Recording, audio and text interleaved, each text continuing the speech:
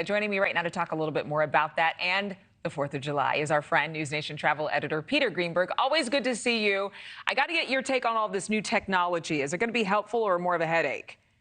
No, it will be more helpful. They have these new 3D and the CT scanners, but they're not implemented at all the airports. In fact, if they were implemented at all the airports, they would have dropped the 311 liquids rule. They tried doing that already in England at many UK airports. They tried it as a pilot program. They've now stopped it because they got to get more machines in place. The technology is there.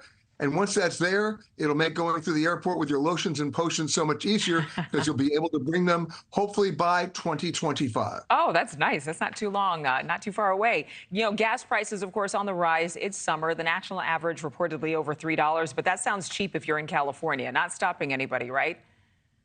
Not stopping anybody. We are creatures of habit. You know, when you hear the AAA talk about how many people are driving this weekend and this holiday period, what they're not telling you is how many people are in each car.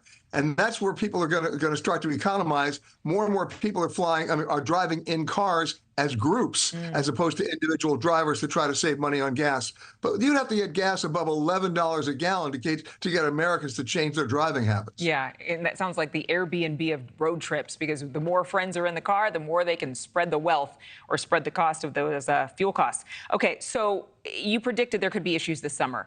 You talked about Boeing's mess with me earlier this month, and then the looming strike from American Airlines. Do we have any updates there?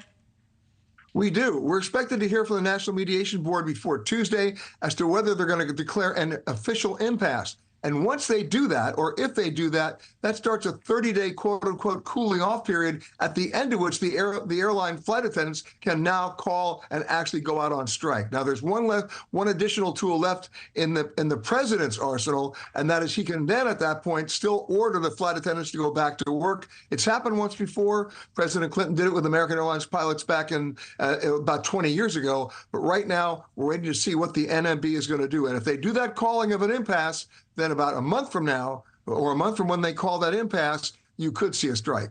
I have one more question for you. Immigration. I mean, we talk about it a lot on this show.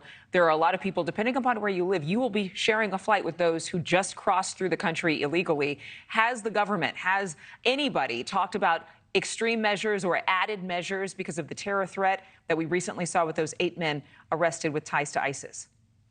Well, bottom line is most of the time you're not going to be sharing a flight with those immigrants because they're not going to get on the plane based on their documentation or lack thereof. Remember, when you board a flight to come back to the United States, they scan your passport. That goes to the NCIC, that's the National Crime Computers in Washington, D.C., to see if you're on the no-fly list or whether or not you're allowed to come in. They're doing that in anticipation of letting you even get on the plane in that foreign destination. So it's less of a threat than you think. It's the actual physical border crossing on land that's the concern. All right. Well, it's nice to give some assurance, some peace of mind to those travelers who might have been thinking about it, but we're waiting for somebody to talk about it. And you were the perfect person. Are you doing anything fun for 4th of July, Peter?